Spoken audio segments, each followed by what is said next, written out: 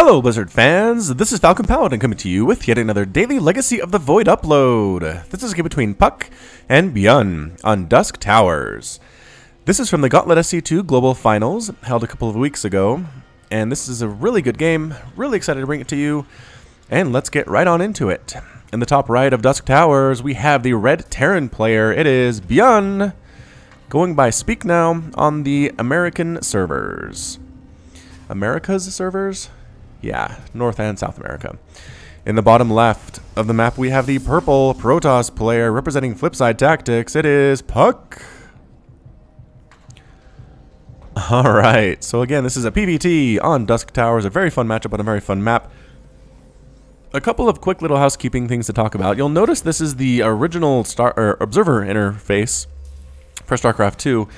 It's because these replays were played before the latest patch, and while I can load them and I can see them and I can cast them, I cannot get my Servant Obs interface to load with them. It's so frustrating.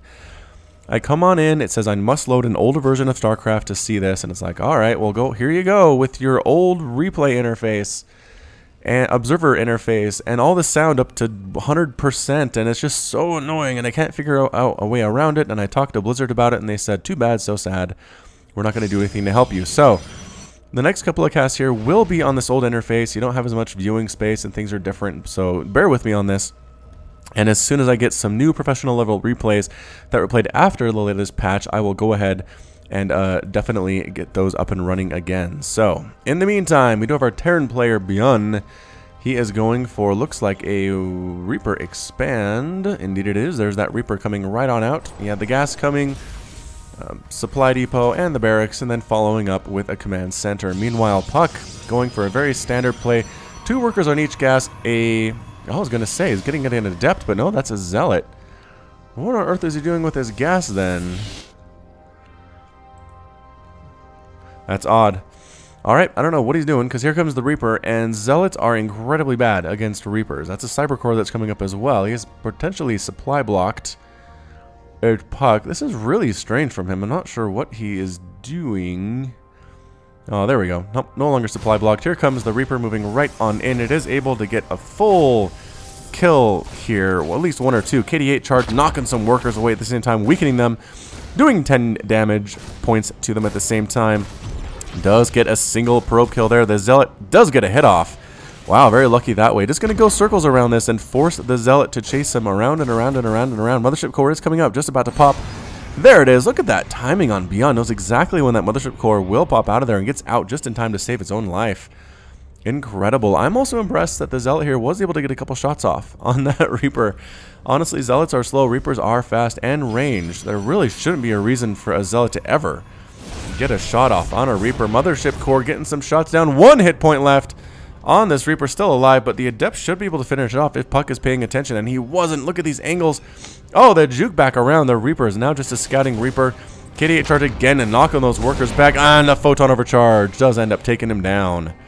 So again, a little bit more damage than you would expect with a Reaper opening, and I guess that's why puCK wasn't quite ready for it. I mean, a single Reaper opening isn't that standard in Terran versus Protoss, but regardless, back at home we have a lot of Marines. It looks like our friend ByuN is worried possibly about some Oracle play, but instead just going right for Blink, and a 3rd Nexus is puCK. Woo. Looking very good indeed. Barracks, factory, starport. So just the standard 1-1-1 build here with the medevacs popping out there. There you can see them. The factory as well, getting some Widow Mines to kind of mix up a little bit. Widow Mines here against the Protoss can be pretty good as well. Sonic transfer coming in, just gets a quick scout at the top of the ramp.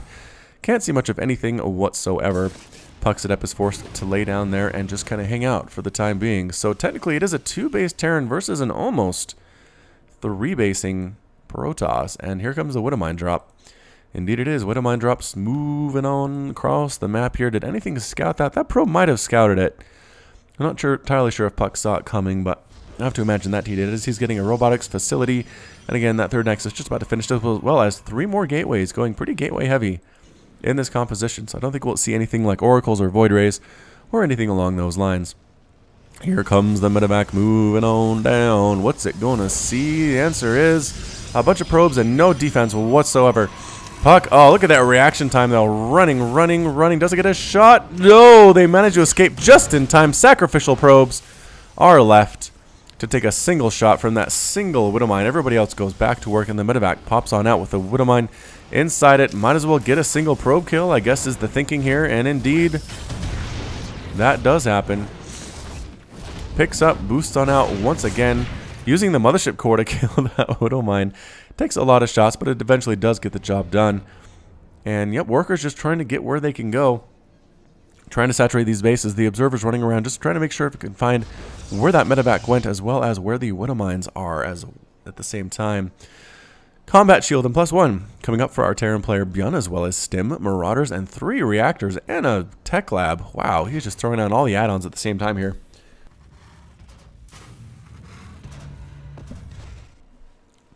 So nice to watch those come on up.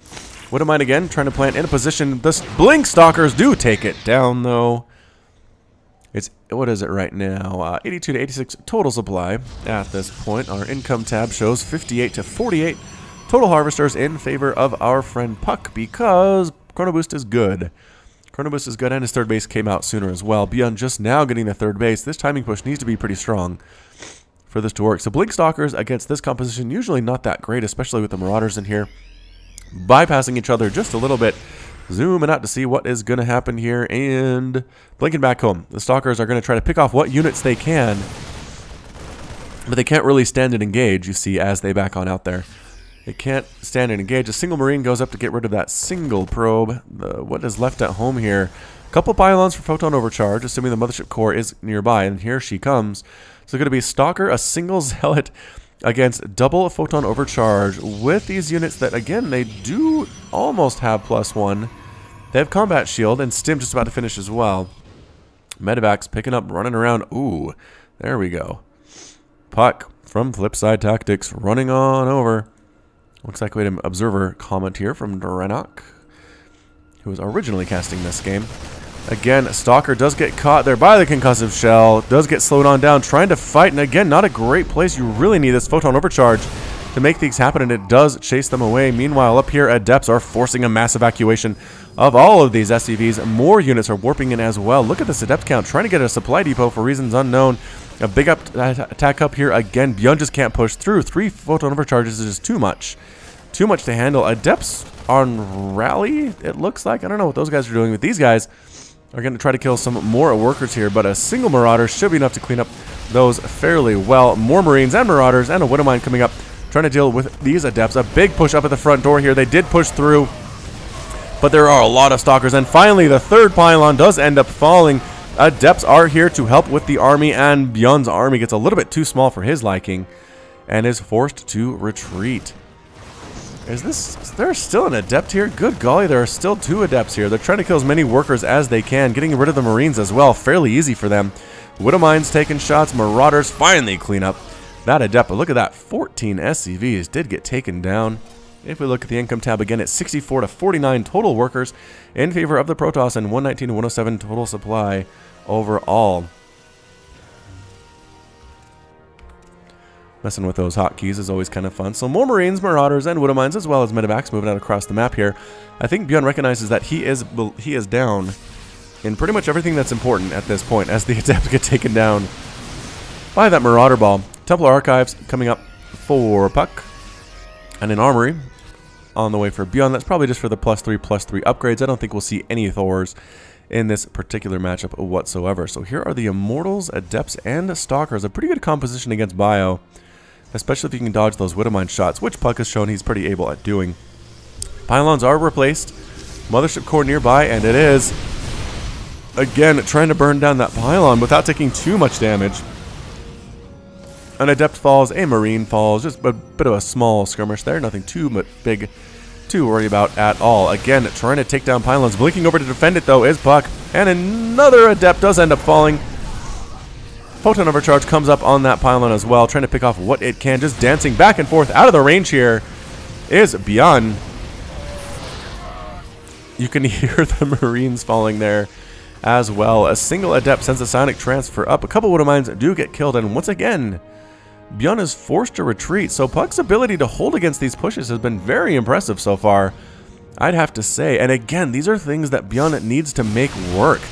He needs to make these attacks do very, very well because, again, he's behind on worker count. puCK is gearing up to take a fourth. It looks like he's saving up his minerals to that point anyway. Blinking forward with the Stalkers again. He's getting +2 attack on his ground units, which includes Adept and Stalker and Immortal and Sentry. Going to help his entire army this way. Warp Prism, warping in reinforcements at the front, and now it is puCK's turn to be the aggressor. We'll see how ByuN can handle this. He does have Widow Mines at the front, and he has a couple Liberators. Oh, just now popping out. Just in time. The Circles of Death are available, and ByuN is going to try to win this battle, or at least bait puCK to walk into those circles, and that's not something that puCK wants to do. Once again, both, I'm going to say both Protoss and Terran have a pretty good deterrent against walking up ramps in the form of Liberators and Photon Overcharges. So it's kind of fun to see these guys kind of dance back and forth. The Dark Shrine on the way for puCK as well, and +1 air weapons, or ship weapons rather, on the way for ByuN. Enough blinking forward on the Liberators. Both of them end up falling. A big, big army advantage here in favor of puCK. He's killing the Widow Mines. SCVs are forced to pull off the line. 2 more Liberators show up just in time, trying to throw up their Defender Mode circles, doing 85 damage per hit to the Stalkers, and that's enough to actually force puCK to back on out there. The Immortal's barrier comes up, but he does get sniped on down eventually.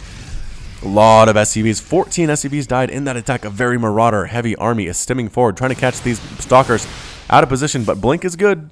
And Blink keeps the Stalkers alive there. 4th base, like I said, coming up for puCK. But can he hold it? Because there's a continued push of Marines and Marauders and Medevacs just streaming across the map right now. And all that's left back at home here for puCK is a few Stalkers, a few Adepts, and yeah, ByuN says, alright, there is a 4th base. I'm going to go ahead and force a cancel there. Kill these pylons as well. Or it's one of the pylons, actually leaving that one alive. Oh, puCK might be able to replant. A DT attack comes right on in. The scans do reveal most of them.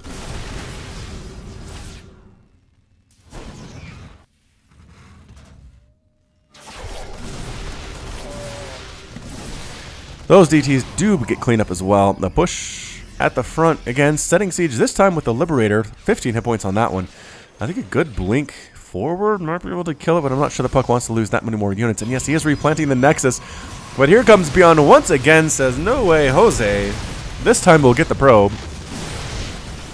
Just to make sure that doesn't happen again. Pushing up here, and with Storm available. Oh, can puCK land the Storm that he needs? Or Storms, rather, that he needs to make this work? I do not know. Here at the 12-minute mark, dancing back and forth are these players. Another attack there, and just nobody really willing to commit at this point. Splitting his units pretty well there is ByuN. He's worried about Storm. I think the Adepts come right on in to try to prevent a retreat. Nope, they cancel it. It is a Psionic Transfer, fake out, +3 attack. Now on the way for the Terran player, as well as +2 infantry armor. More DTs on the way, and taking a 4th base right here is puCK. puCK really wants that 4th because, look, ByuN getting a 4th of his own back there. Oh, the Ghost Academy on the way for ByuN as well. Interesting in it. D just sniping off individual Adepts with these attacks and these Marauders. They do 12 damage versus armored, which is not what Adepts are. So maybe not as good at Adepts versus Adepts as you would expect. Either way, Adepts come rolling on, and they're going to let this one finish. I think, yes, a Storm on the right side. Big attack, Adept attack on the left side there as well.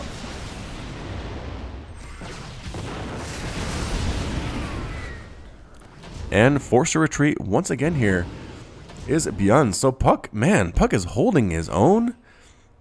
Ghosts are in production, though. EMPs could be very, very useful against this composition. A lot of shields and energy on all of these units here for puCK. Widow Mines are here as well. I'm not sure that puCK knows that they're there, but it's 185 to 142 total supply in favor of the Terran player. Look at this production tab right now for ByuN. Ghosts, +3 attack, +2 attack, Liberators, Planetary Fortress, missile turrets as well. I guess he's more worried about Dark Templar incursions, which I guess he would be after the last one was fairly successful. The observers here, sensor towers do not see observers. They can see non-cloaked units inside of the fog of war, but not invisible units. Here comes puCK once again, pushing right on up, but that is so many Marauders and so many Marines. Feedback on the Ghosts. Oh, wow. Another EMP does catch a single Templar there as well, doing a big blink forward here as puCK standing in and fighting the Archons.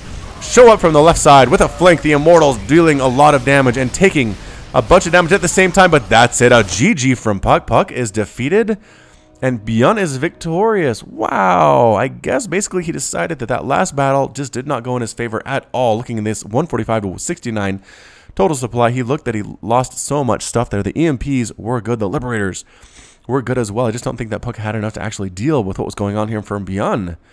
So I'm kind of surprised. I expected ByuN maybe to push through with one of these attacks earlier on, but in the end, it was actually ByuN's defense and his ability to defend against the attack that caused puCK to tap out there and call the GG. So well played again on both of these players.